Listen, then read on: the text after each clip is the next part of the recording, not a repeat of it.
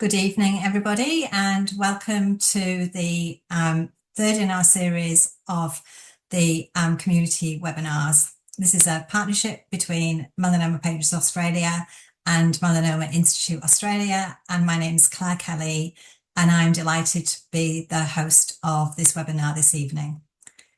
We are just going to wait for 1 minute until everybody has had an opportunity to join us, and we will then get started. And I will just check with my co-host that my screen is visible. Gail, can you see my screen? I can. Perfect. Lovely. Thank you.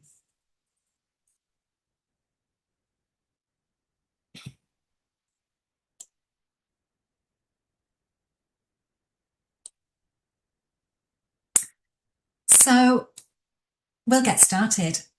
Welcome and thank you for taking your time this evening to join us for the second in the series the third in the series of 3 community webinars. Tonight's session is the final session titled Understanding Sentinel Lymph Node Biopsies, Helping You. Excuse me, Claire. Mm-hmm. Sorry, it's not going to the next slide.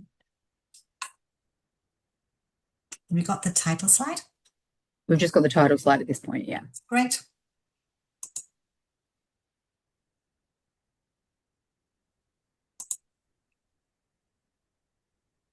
Oh, so it's on acknowledgement of country now. Perfect. Great. Before we begin today's session, I would like to acknowledge the traditional owners of the land on which we all meet, and especially the land on which I meet, which is the land of the Gubbi Gubbi people.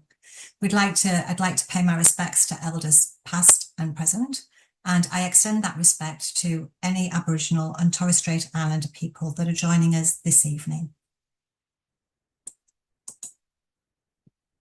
Now, before we begin, we do have some housekeeping rules for this webinar. The webinar is being recorded and it will be uploaded onto the Melanoma Patients Australia and the Melanoma Institute of Australia website in the coming days. Now, there is an opportunity for you to ask any questions, and we would ask that you do that via the Q&A button, and we will get to those questions at the end of the session after all of our speakers have spoken.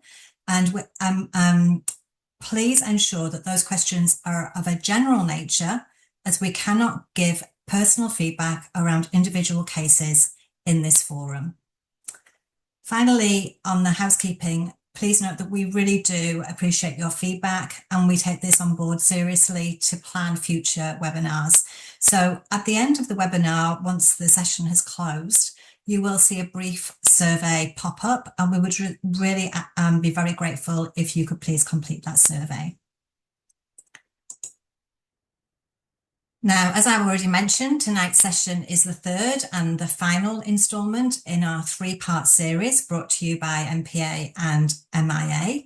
And our previous sessions, which are detailed here, Your Melanoma Nurse, what they do and how they help, and the second session, which was on understanding endocrine side effects of immunotherapy, are both now available on our respective websites, on the MIA and MPA websites. The session for this evening will be uploaded in the coming days. And so after those intros, it's my great pleasure to introduce our incredible speakers this evening. Firstly, I would like to invite our clinical speakers. And the first speaker we have is Associate Professor Alex van Akkooi, and he's an Associate Professor in Melanoma Surgical Oncology at MIA, at also the University of Sydney and the Royal Prince Alfred Hospital.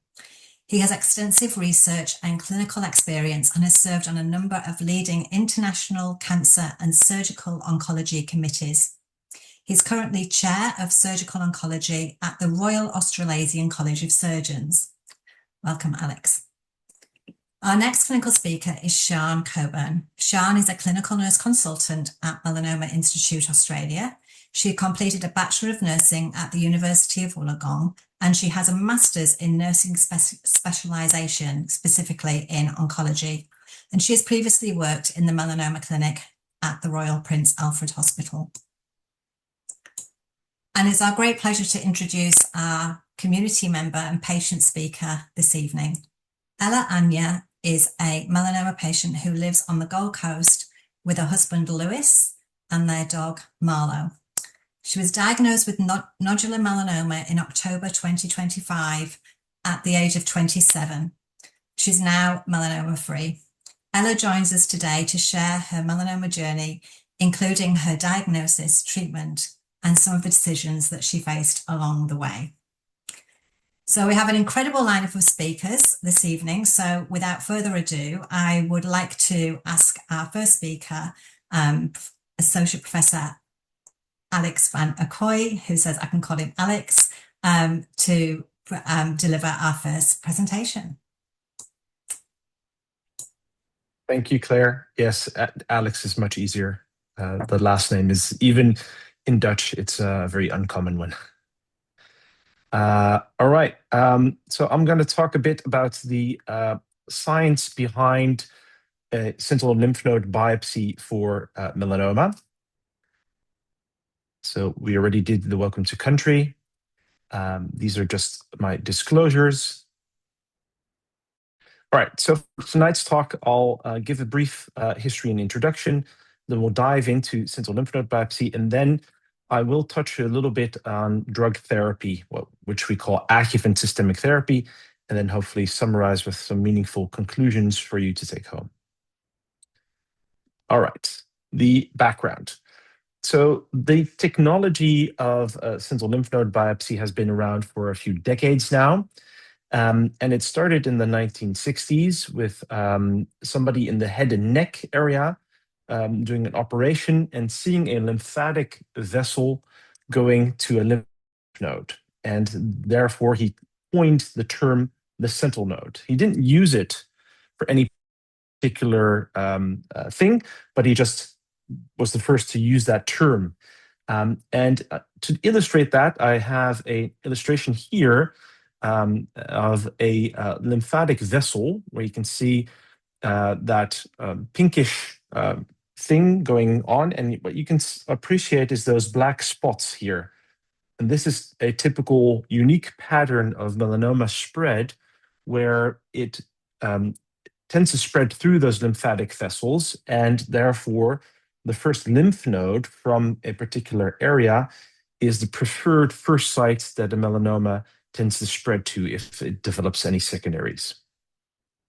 So the first to use a sentinel node biopsy was actually in a different type of cancer. It was in penile cancer. Now, penile cancer is a rare cancer of the penis, and what the standard procedure was before then was surgery to the cancer of the penis, but also a removal of all the lymph nodes in the left and right side of the groin of those men. Now, that is a very morbid type of procedure because if you a removal of all the lymph nodes in the groin, or for that matter, in breast cancer, they used to remove all the lymph nodes under the arm, in the armpit, if women had a stage 1 breast cancer. Those are big operations that we know have quite a lot of side effects. And we still need to do them sometimes, but if we could reduce that with a more targeted approach, that would be great. And therefore, we have the introduction of the sentinel node biopsy procedure for melanoma. So pictured here is a surgeon called Don Morton, and he works in California at the John Wayne Cancer Institute in Santa Monica. And he developed in the early 1990s, so over 3 decades ago, he developed lymphatic mapping for melanoma. All right. So what is the sentinel node? Well, the sentinel lymph node is the first draining lymph node. So what you can see here on the illustration is that this person has their primary melanoma on the abdomen, on the top of the abdomen. And we don't know if that would go to the armpit or to the groin or potentially to both. So with the technology of a sentinel lymph node biopsy, it's sort of I often explain it to patients as sort of a sat-nav type of technology. We want to know where it is connected to, which lymph node it's connected to, because then we can take that lymph node out and have it examined to see if it contains melanoma or not. So hot and blue are just some ways that we use that sat-nav technology in trying to find the correct node. And the aim of doing that is to find if that node has microscopic spread in it. And that is important because it's important for the adequate staging. If we don't have any spread to the lymph nodes, people have either a stage 1 or a stage 2 melanoma, depending on how thick that melanoma is. If we find that it has spread to the lymph nodes, then people may be eligible for drug therapy afterwards, and we'll speak about that. And it is also important that if we take out that lymph node with that microscopic spread, then often we have cured that area, the armpit or the groin or the neck, or any further melanomas to develop in that area. And the question mark is, do we improve survival by taking out the lymph node? And we'll talk about that as well. So I just broke it down into a few steps of how this procedure takes place. So we have the first step is actually before surgery. So we have a person with a melanoma that has a potential risk, so stage 1 or stage 2 melanoma, usually with a thickness of at least 0.8 millimeters, but more often 1 millimeter in the breast thickness or above, or other risk factors. And we then take them to have this imaging done either the day of surgery, so in the morning, and then do the surgery later that day, or the day before in the afternoon. And we start with this, and it's a very complicated term called lymphoscintigraphy, but we abbreviate that to an LSG. And what we essentially do is we inject, and you can see that just at the clavicle level, we have a black spot marked. That's where the melanoma used to be, when you can see there's an injection going in with a radioactive dye. And then after we've injected with that radioactive dye, we can take an imaging. So a nuclear medicine doctor is responsible for this procedure and this reporting. And what you can see is that big black spot is where the injection was. And you can see that smaller black spot under the arm, in the armpit. That's where the sentinel node is lighting up, because that radioactivity will stay in the sentinel node for about 24 to 48 hours, allowing us as surgeons to use it as a sat-nav type of technology to find, pinpoint, and selectively target that lymph node. Now, this is some more fancy type of imaging we get nowadays, because we nowadays not just have those black and white pictures that we saw before, but we get a SPECT CT, additionally, to have a bit more of a 3D picture, a more accurate picture of where that lymph node is. So now it's colored blue in this case, and you can see it's above those muscles, just in the armpit where it usually would reside. Now, at MIA, we do a little thing extra that's not routinely done everywhere, but we also do an ultrasound. So once we know where that lymph node is, and you can see it's now been marked in the armpit of this patient, we can use the ultrasound to see if that lymph node looks normal or abnormal. And if it's abnormal, we can take a biopsy already before we go to surgery. So that's an additional thing, but that's not a routine thing that's done everywhere in the world. Now, the next step, so step 2, so step 1 is before surgery, step 2 is at surgery. And you can see we're getting ready to, as we say, prep and drape the patient to get a sterile environment to do the surgery. You can see that what's been drawn up around that spot is the area that we're going to remove, which we call wide excision. And you can see that we're now injecting again with a blue dye in this case. And that helps just make the lymph node visibly blue, so not just radioactive, but also visibly blue. It makes it easier for us as surgeons to remove it.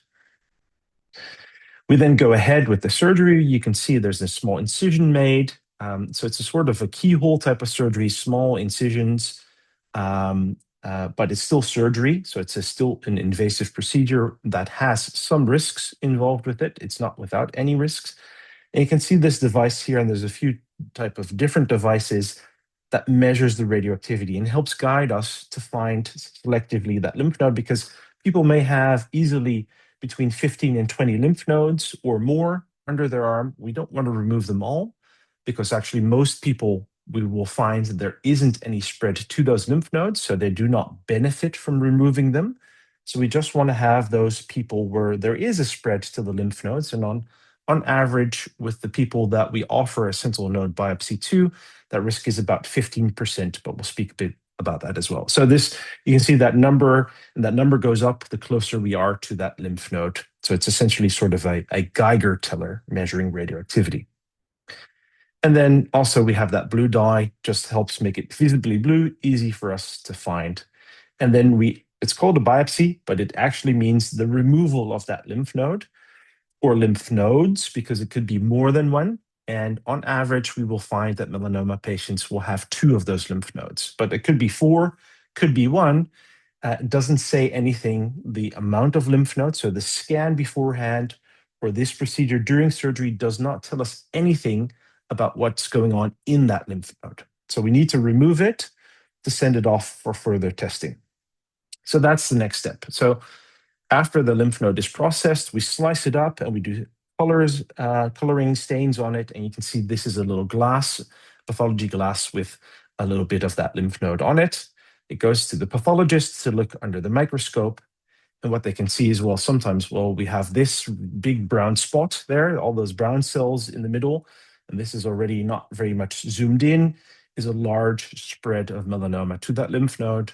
But it could be also very tiny. This is more than 40 times magnification. And you can see this is literally only about 10 cells that we could find there, those brown cells, where those blue cells are the cells that normally belong in the lymph node lymphocytes.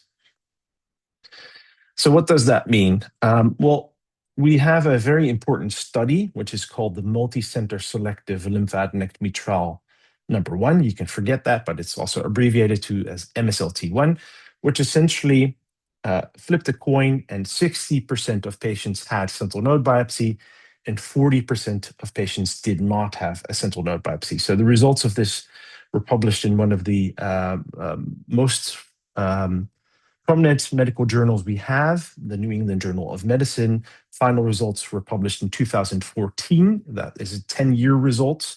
So that trial concluded in 2004, started recruiting end of the 90s to get to that. So a long time coming for these results. And what we can see is, I'm going to show you a few of these figures tonight, but you can see 100% starts without having the disease recur. So when you start, nobody has recurred, logically. And on the bottom here, you can see the years after they started. So the top group, you can see if those patients have a negative node, then their prognosis is pretty good. So only few of those people actually still develop a recurrence. So if you're stage 1 and 2, the node is negative, you have a good prognosis. Whereas if that node is positive, you can see that risk of getting a recurrence is much more increased. Only about 50% of people at 10 years will not have recurred in that instance. And that's very important information for us to stage patients. Now, what does that mean? For example, here, if you have on the left stage 1 and 2 melanoma, and on the right you have stage 3 melanoma, you can see that if you would have a 2A melanoma without the sentinel node, but if you then have a sentinel node which is positive, you become stage 3B, and you can see the prognosis drops as a result of that. And the same for 2B and 2C, that transfers into group 3C, and you can see that the prognosis of people drops as a result of that. So this is just showing you that the blue group has a better chance of not getting a recurrence in those adjacent lymph nodes after the sentinel node has been removed. And that's true on the left for intermediate thick melanomas and on the right for thicker melanomas.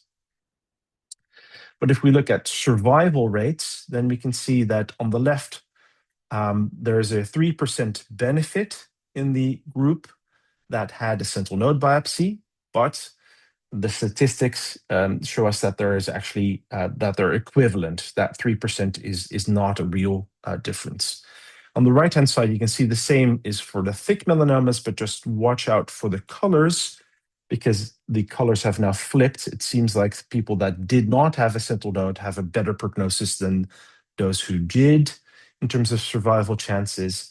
But that, again, is not the case because of the statistics. So it means that we have no evidence that sentinel node biopsy, removal of that node, improves a person's prognosis in itself.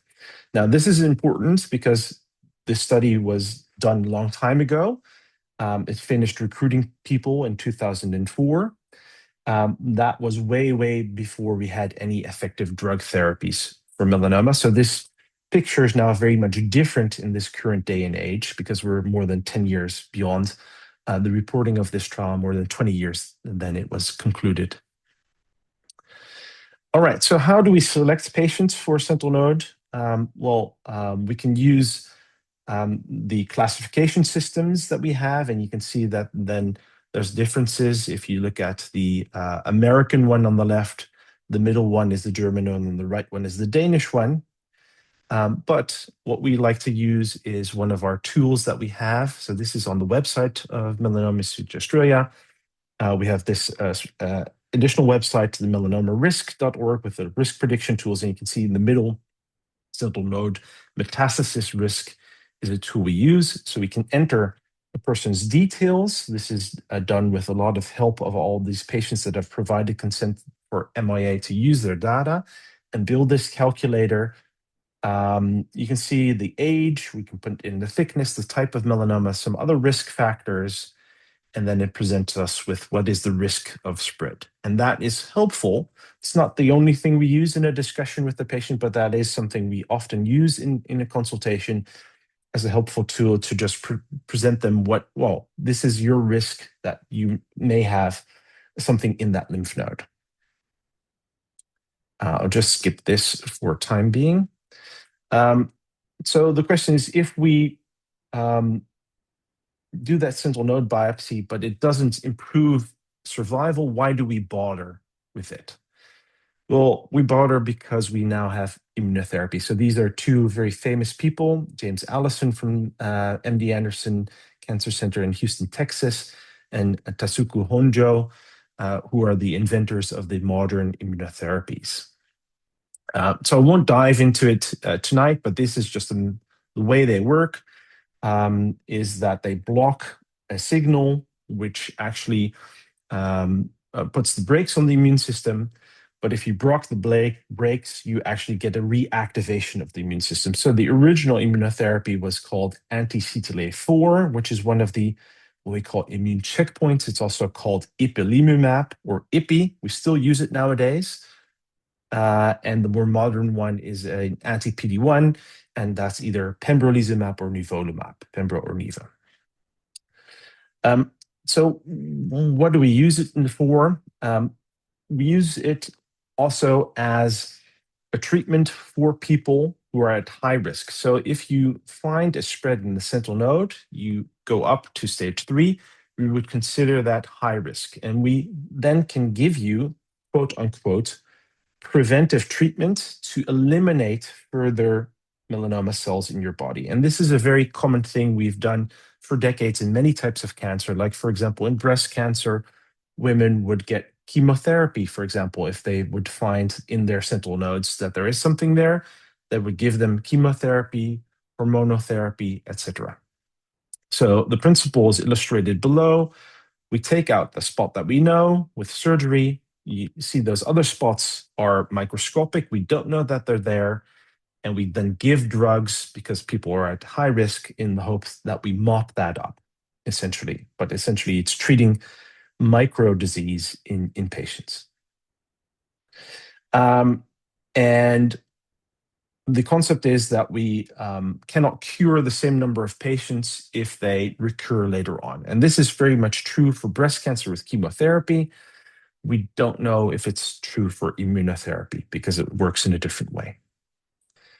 So I'll just go briefly over this, but this is one of the first studies that was done. And what we can see is that it reduces the risk of recurrences, and it also then translates into a survival benefit. But this was done in a time where we didn't have those modern immunotherapies. So the blue line is people that had a year of immunotherapy after they had their surgeries done for stage 3 melanomas. The red line is the line of people that just had a placebo back then.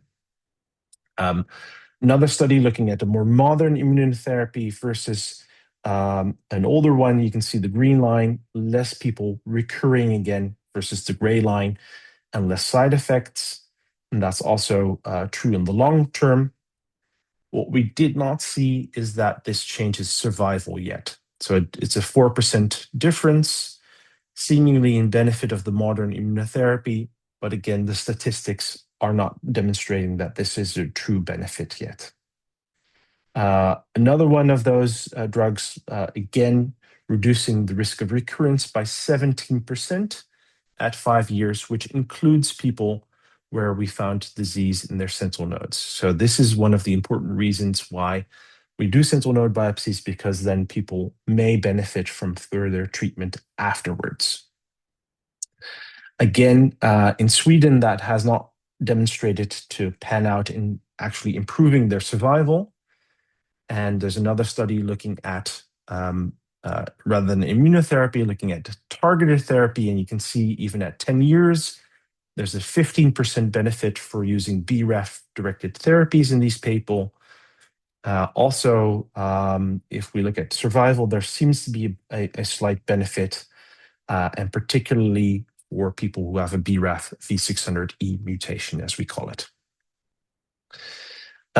So what is the future here? Well, at the moment, because that drug therapy after a sentinel node biopsy has no proven overall survival benefit, and we also have seen now that if people do recur, that giving neoadjuvant, neo means before surgery, seems to be better than giving adjuvant immunotherapy after surgery. We think that it may be the direction to go. But at the moment, only about 20 to 30% will have a proven disease in their nodes before surgery. So 70 to 80% of our stage 3 people are actually identified by sentinel node biopsy alone. So they are only eligible for adjuvant therapy. But just to give you a heads up, there is a speak internationally of actually stopping doing sentinel lymph node biopsies altogether and waiting for recurrences and then treating once people have a recurrence. But actually, to get there, we should do a trial which would more or less look like this, which hasn't been done yet. So it's a bit circumstantial and we're not there yet, but just to give you a brief heads up that maybe in the future, the role of sentinel lymph node biopsy is changing. All right, so to summarize for you. At the moment, sentinel lymph node biopsy is something that we do for stage 1B and stage 2 melanoma patients, meaning they have a breast thickness of at least 0.8 millimeters or higher. We have proven benefits for staging. We have proven that it is identifying people who may benefit from adjuvant therapy. And it does, as we say, control the nodal field well. We're not sure if sentinel node biopsy improves survival. We don't really have proof of that. So it's not to improve survival, it's for these other 3 reasons that we offer sentinel lymph node biopsy. Now, for the adjuvant therapy, so the drug therapy after people have what we call positive sentinel nodes, so there's disease in the sentinel node, we know that it improves the risk of recurrence, or it reduces the risk of recurrence, and it reduces the risk of spread further in the body. But as of yet, we don't have any proof that that drug therapy then improves the survival rates. We also don't have any proof to the contrary, for that matter. So for the future, both these two issues of sentinel node biopsy and adjuvant therapy are being scrutinized at the moment in Australia and internationally. But for the time being, this is what we're doing. So with that, I, of course, have to acknowledge that this work is work of many, many people.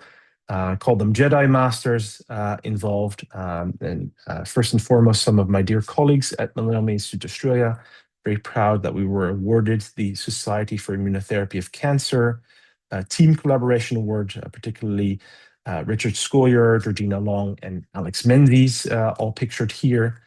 And this is just some of the other fantastic Melanoma Institute Australia faculty and fellows at different locations across the world and different meetings.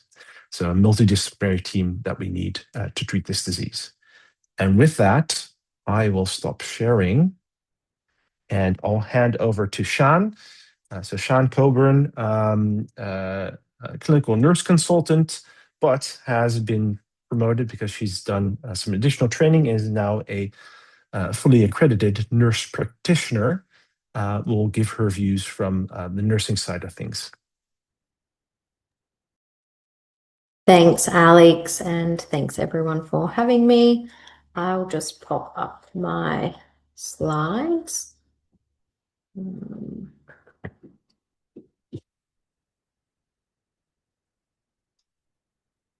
Apologies, I'm having some technical issues here tonight. Gail, I might get you to share my slides if that's okay. Sure. Thanks, Gail. And I'll get going. So I'm here tonight to talk about the nursing role. So across Australia, we have some specialised melanoma nurses. And if you joined the week 1 webinar, you would have met or heard from Rebecca Johnson, who led that national program. So you can skip that slide, Gail. I'll just go straight to the 3rd slide, please. And so when we talk about what the role of the nurse is, it's really quite varied, and Rebecca definitely, I think, touched on that. So your nurse, depending on what area you are, what your treatment centre is, and your location within Australia, it will be quite varied. Nurses wear many hats, so I like to think we do a little bit of everything, and what we do for you, it might be helping you to understand some of the information that the surgeon's given you. So we heard from Alex, it's quite involved from the lymphocytogram through to making the decision.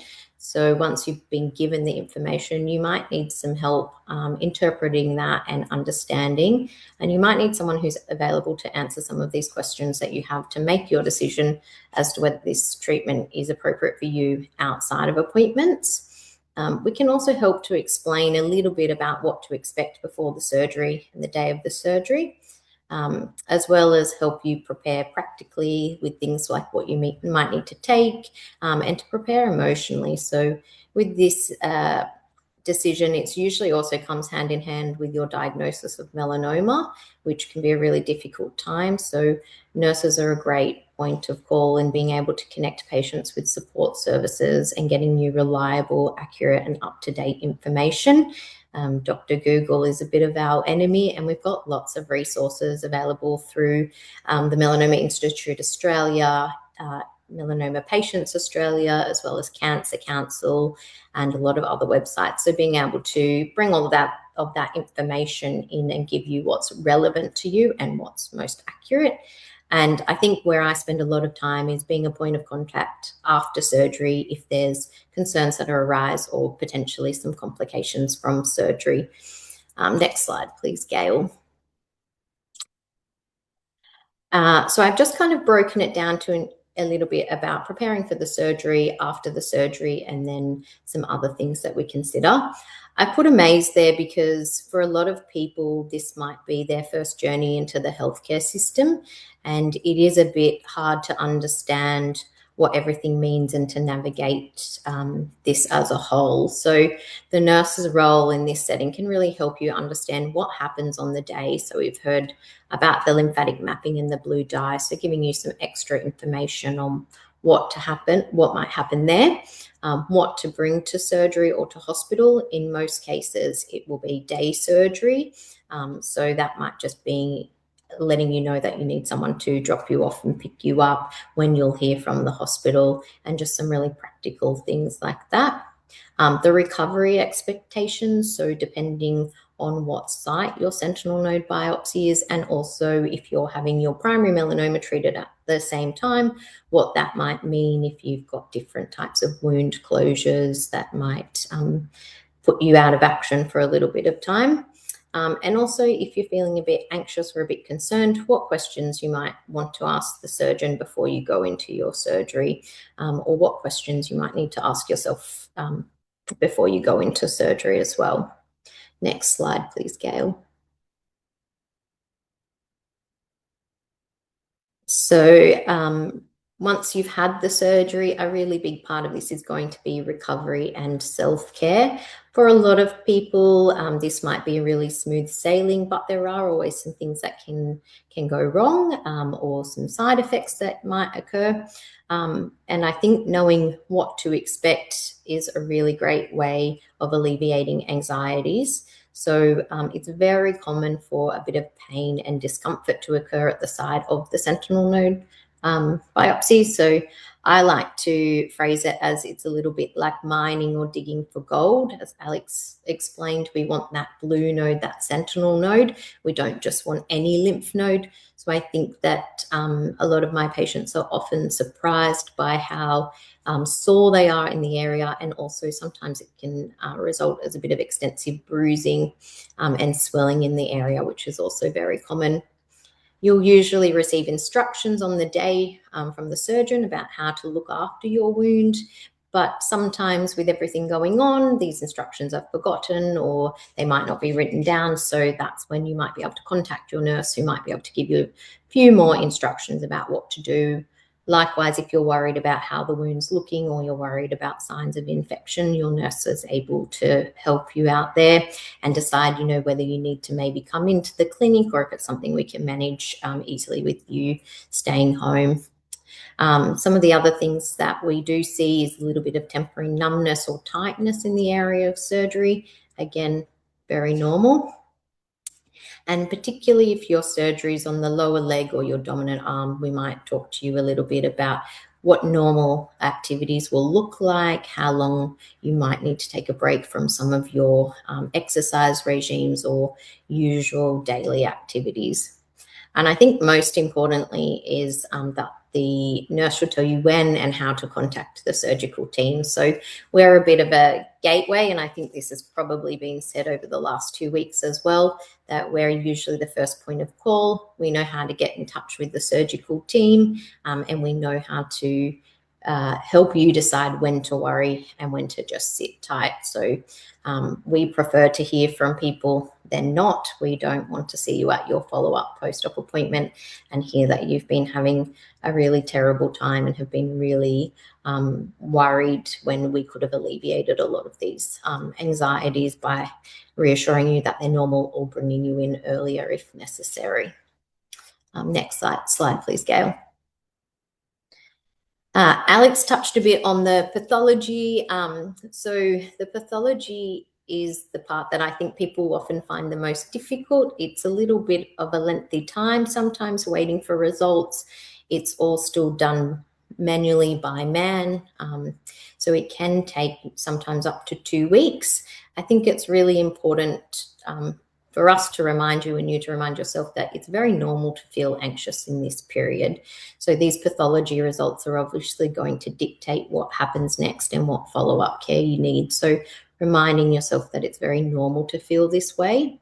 Also trying not to interpret how you're feeling physically as an indication of what the result may or may not be. So if you're having issues with pain or discomfort, if you're seeing a lot of bruising or swelling, there's no correlation to that being a bad result. And likewise, if you've got no issues or no concerns after surgery, that doesn't correlate with you having a good result. So they're completely independent of one another.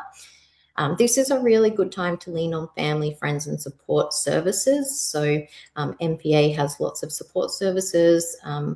which I'm sure you're aware of. So group therapies, they've got a nurse counsellor. So making sure that if this is really playing on your mind and you're not able to focus on other things, that you do reach out to people. And again, that might be your nurse. So if you're getting anxiety that's overwhelming, reach out. Your nurse will hopefully be able to alleviate some of the immediate concerns and then also be able to refer you onto appropriate services. And those services will look very different depending on what area you're in. So whether you're metro, regional or rural, what's accessible and available might be different. But like I've said, there's a lot of great assistance and support from Melanoma Patients Australia. So, and sometimes in these times where there's lots going on, it's really easy to forget that these things exist. So by picking up the phone and potentially contacting your nurse, you're offloading a little bit of that to someone else who's able to maybe think a little bit more clearly and help direct you to where you need to be. Next slide, please, Gail.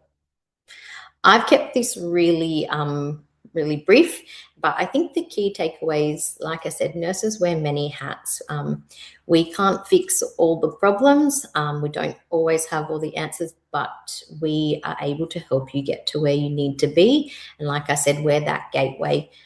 We would rather hear from you than not. So that's why I said communication is key.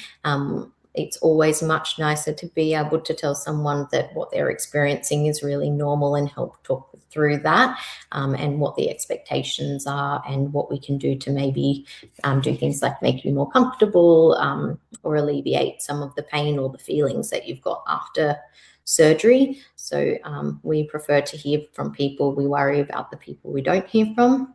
And I think the main thing is really utilizing services available and the information available so that you can make informed decisions, have a smooth recovery, and then be aware of what needs to happen.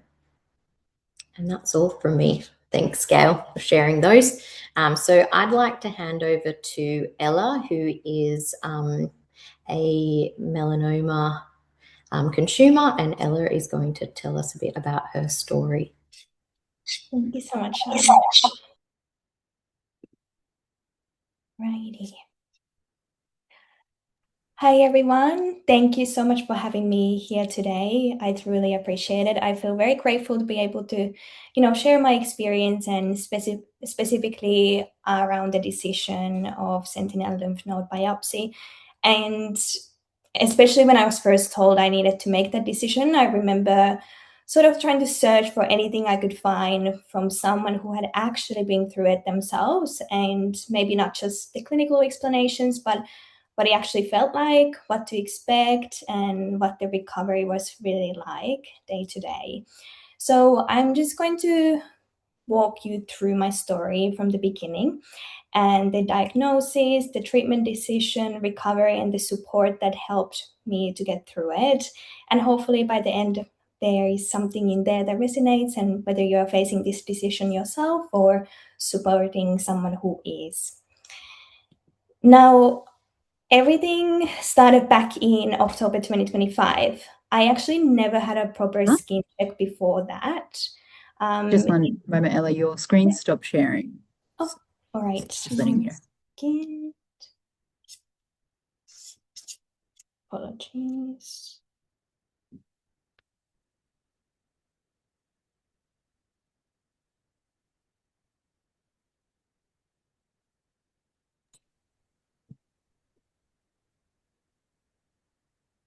Just let me know if you want me to share on your behalf. Yeah, sure. I can try again, maybe. Is it working now? Yeah, That's perfect. Okay, perfect. So I was diagnosed back in October 2025, and I actually never had a proper skin check before that. It just wasn't something common. I'm originally from Finland, so it's not necessarily one of those routine things that we do, given that it's quite a cold country as well. But I've been living in Australia for a while now, and a few of my friends kept telling me that I should definitely get one done, given how strong the sun is here, and I've been living here for quite some time now. So then I finally booked myself in. And during that check, they did find a little bit of an odd-looking mold. And then later on, after like a week, it came back as a nodular melanoma on my right thigh. And the results, I had a breast flow thickness that was 1.4 millimeters, and it was staged as a Clark level 4. And for anyone who is not necessarily familiar with those terms, I certainly wasn't before all of this. The breast flow thickness is basically a measurement of how deep the melanoma has grown into the skin, and the Clark level describes which layer of skin it's reached. And those numbers matter because they help guide what treatment is usually recommended. And once I had that diagnosis, things moved pretty quickly. I was booked in to see a specialist straight away and to talk through all the next steps. And of course, it was quite scary at the time. When you hear that you've been diagnosed with melanoma, of course, it is one of those moments that kind of stays with you. After I met with my specialist, we walked through the whole treatment plan a bit more in detail. And there were 2 procedures that Alex actually mentioned during this webinar as well that were recommended for me. So the first was a wide local excision, essentially removing the melanoma itself along with some of the surrounding tissue to make sure they would have captured the full margin around it. And the second was a Sentinel lymph node biopsy, which checks whether the melanoma had, started to spread into the lymphatic system that we have been discussing today. Now, this part I want to spend a little bit of time on because it's the reason I'm also here today. What I really appreciated in that conversation with my doctor was that he was very upfront with me about my options. He gave me the choice not to have the Sentinel lymph node biopsy at all, because there are, of course, potential side effects that come with it, like any other surgery, but within this one, specifically lymphedema, infection, or any kind of buildup. So it wasn't presented to me as something I had no choice over. It was generally framed as my decision to make and based on my own circumstances and what I felt comfortable with. And I, of course, sat with that a little bit and asked a lot of questions. And then in the end, I chose to go ahead with it, mainly because I really wanted to actually know whether the melanoma has spread rather than wondering about it. And because that information would help me guide whatever treatment came next. And it felt like a right call for me as well. And then both of these procedures were carried out in November 2025, and they removed 1 sentinel lymph node from my right groin. And I'm so relieved to say that it came back all clear. There was no sign of melanoma had spread to my lymph nodes. And I was truly, truly very, very grateful.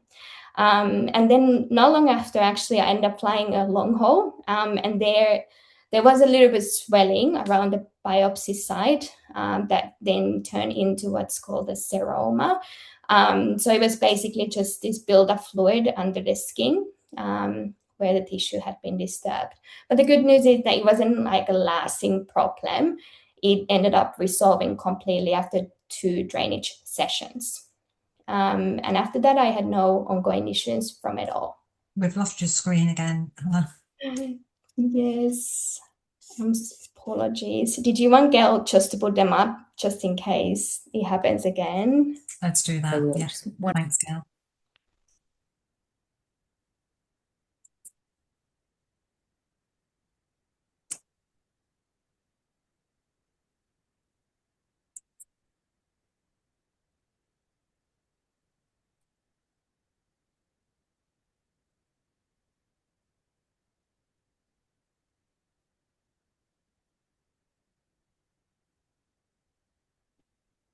Yeah. Okay, Yes. so we're on Thank you. the Thanks treatment so- decision slide. Yes, perfect. So basically 6 months on from the surgery, then I had just a follow-up PET scan and CT scan just to make sure that everything was still tracking the way it should be. And I was very lucky to hear that all the results also came back clear. Can I have the next slide, Gail? Thank you. Before I also continue, I just want to touch base a little bit more about the Sentinel lymph node biopsy itself. And these are really the reasons why I wanted to do it, was to, better understand whether the cancer had spread and to help guide my treatment in case there was any future treatment to be done. And looking back, I am really glad that I chose to have the procedure because it did give me greater clarity and then also, of course, confidence that this will tell me more information than just the local wide excision. And if I can have the next slide, just there are a couple of pictures that I included of during I was having the surgeries and going through the treatment. But it's so nice to be able to look back and see their life on the other side of looking pretty normal again. And now at the moment, I'm just having skin checks every 3 months, and then I will have another PET scan in a year at time. Next slide. Thank you, Gail.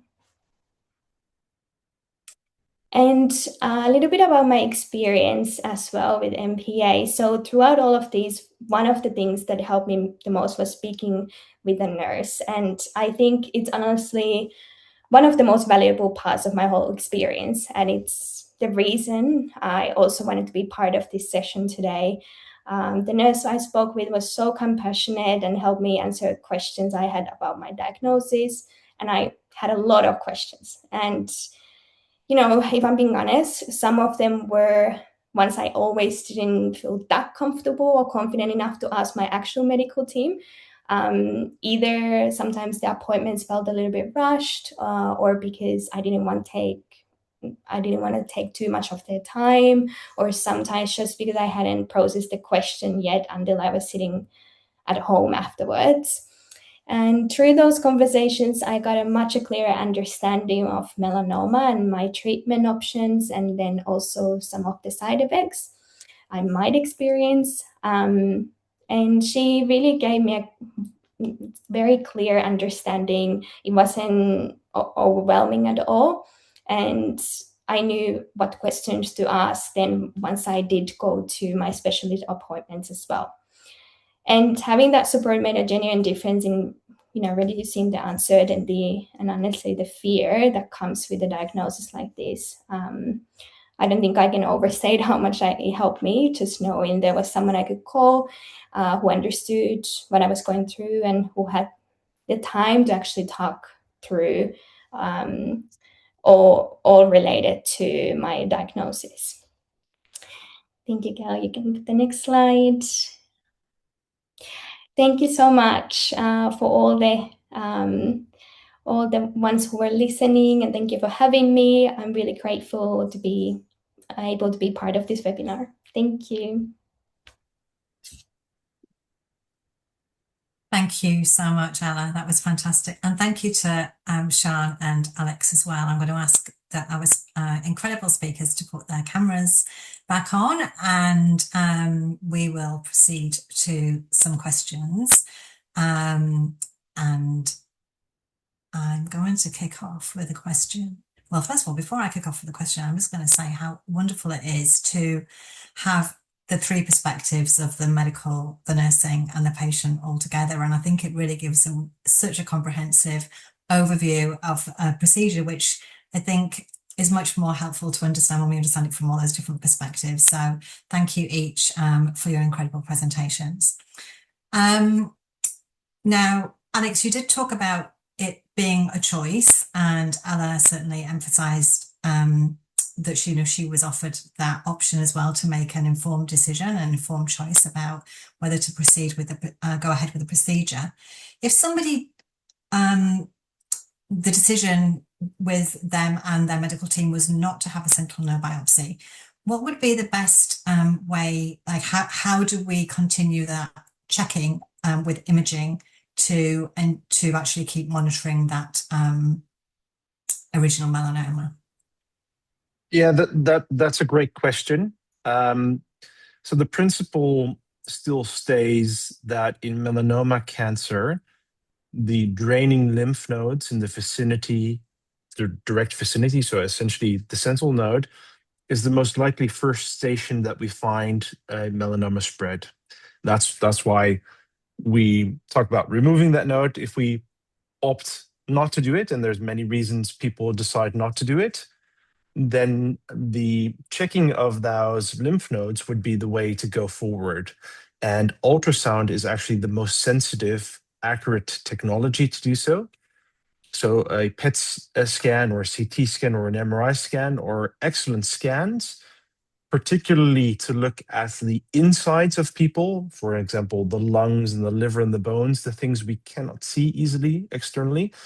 But ultrasound is actually the most accurate for lymph nodes in terms of imaging technologies.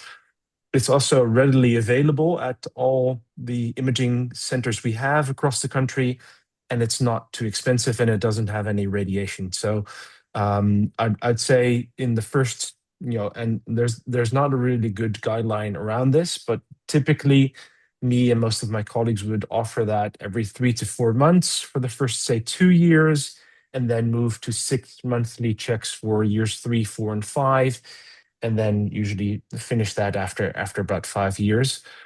There's never a guarantee in life. I always say there's 2 things that are guaranteed in life, and that's death and taxes. And melanoma cancer in general, one of the hallmarks of cancer is it's unpredictable by nature. Melanoma cancer in particular is unpredictable, and we always have those cases. You at Melanoma Patients Australia must know them, that recur after 11 or 20 years or 21 years even. So any surveillance protocol that we have is never going to be perfect. And the reality is actually that people sometimes notice a lump rather in between the 2 ultrasound checks that they have lined up 3 or 4 months apart. They notice a lump under their arm or in their groin, and that's one of the things I always say. Don't sit on that. If you notice something like that, call me, and we will make an appointment that same week that you drop by, show the lump. If it's nothing, then it's easy, it's quickly done, but otherwise we can get onto it as well. So those will be my considerations around that. Wonderful. Thank you so much. Now that I've got another question, and I've now lost my screen. My question is, if somebody had a melanoma a while ago and they're watching that melanoma, is there a time between the original melanoma and having a sentinel lymph node biopsy? Yeah, and generally speaking, we try to do it within a few weeks after the diagnosis has been made. And one of the reasons we don't do it if we're 2 years on or 3 years on, for example, is that percentage, if you use that calculator that we have at Melanoma Institute, say that risk is, I don't know, 34% now after your diagnosis. If you've lived 2 years without it recurring, that risk has already significantly dropped, and it's not the same risk anymore. And we therefore don't know if it's still valuable to do the sentinel node biopsy. So in general terms, we try to do it within weeks. Say a maximum of up to 12 weeks has been something we've seen across the world. For example, at the moment in the UK with the NHS, they have difficulties in accessing care, and sometimes wait times are up to 12 weeks now for people to have this procedure. But luckily, we know it's not leading to a higher chance of spread or worse outcomes if it's done within 12 weeks. Okay, that's really good, really helpful to know. So we can reassure people who are in that waiting period that it's unlikely that it's going to have adverse effects on their overall outcome, which is a really important message. Shans, this is probably a question that your patients may ask you too, and congratulations on your nurse practitioner accreditation too. How long after the radioisotope injection do patients generally, and I don't know if this is for Sean or for Alex, but once that injection's administered, when does the actual biopsy take place, and what's the ideal time? Would that be hours? We like to do it the same day. So like Alex said in his presentation, you would have the injection in the morning and then you would have the surgery later that day, ideally within about 2 to 6 hours. So the radioisotope has a half-life of about 6 hours.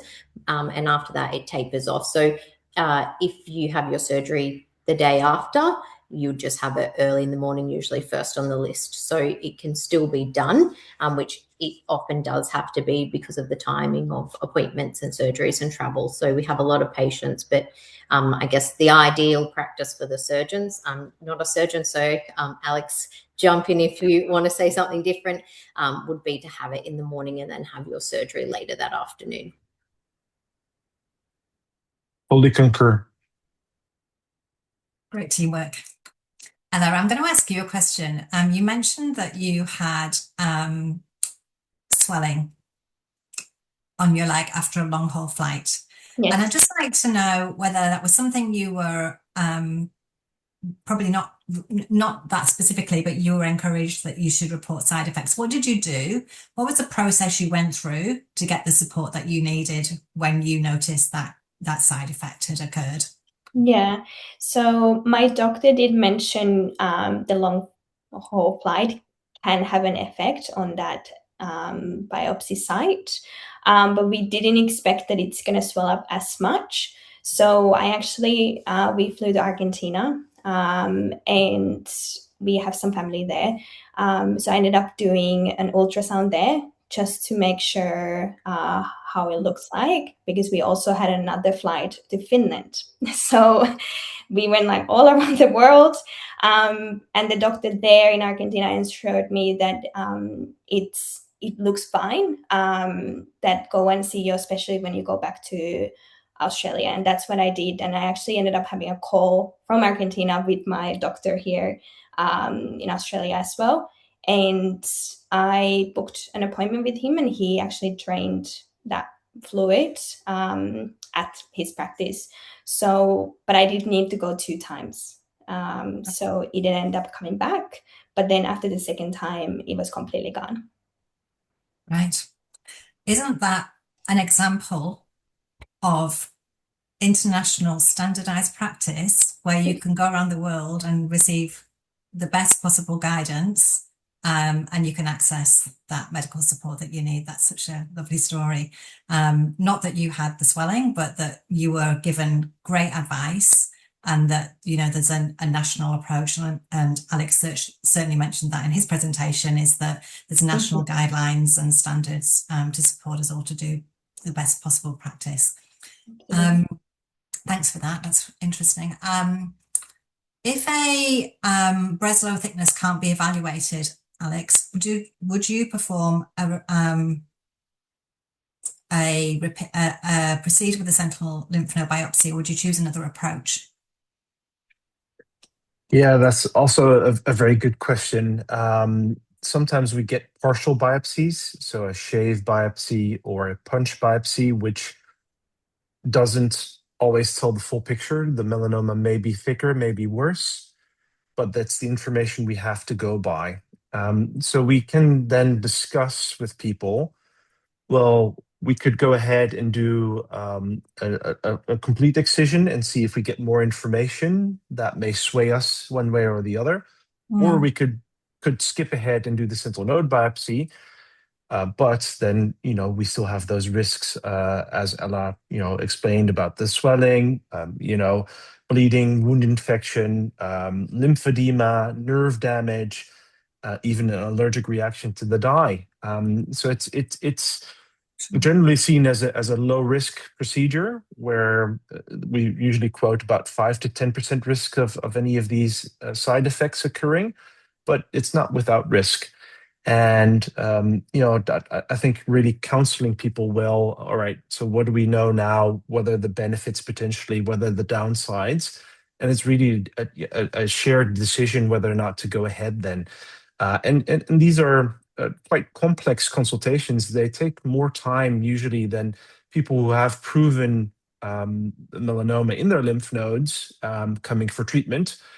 That's usually more straightforward, clear-cut type of thing. But here it's a lot of hypotheticals, and as Sean said well as well, it's often the first time that people have a cancer diagnosis in their lifetime. So it's overwhelming for them, and then having this type of a lot of information, abstract information, it makes it difficult. And I sometimes come back to them, actually say, all right, we'll leave it here and we'll come back and have a phone telehealth conversation in a week's time just to see, have you processed it, do you have more questions before making your final decision? Yeah, so important, so important. And I think it's a very important point that both you and Sean have raised, that there is so much going on. This happens at the beginning of that melanoma experience, and so there's a lot of information to take on board. Well, there are some more questions, but we have gone over time already, which makes me not the best chairperson, but they're all very important questions. I would like to, on behalf of everybody that's joined us this evening, I'd like to thank you for your time. On behalf of all of us at Melanoma Patients Australia and Melanoma Institute Australia, I would like to thank all of our speakers this evening who have been fantastic. Thank you so much for sharing your expertise and your experiences. And also to our previous speakers who have contributed to the other webinars too in this series. We have got this webinar will be available recorded online and along with the others. And we are so grateful to this partnership between Melanoma Institute and Melanoma Patients Australia, bringing health professionals and patients together, nurses, doctors, and our patients is how we want to work, how we work best when we work together and share our experiences and share our expertise. So I think, if I have permission from Gail, I think that is everything. And also just a reminder to please complete the survey that pops up at the end of this session, and we will take your feedback on board. So once again, thank you so much to our incredible speakers this evening, to Alex, to Sean, and to Ella for your time. And thank you everybody for joining us. Wish you all a good evening.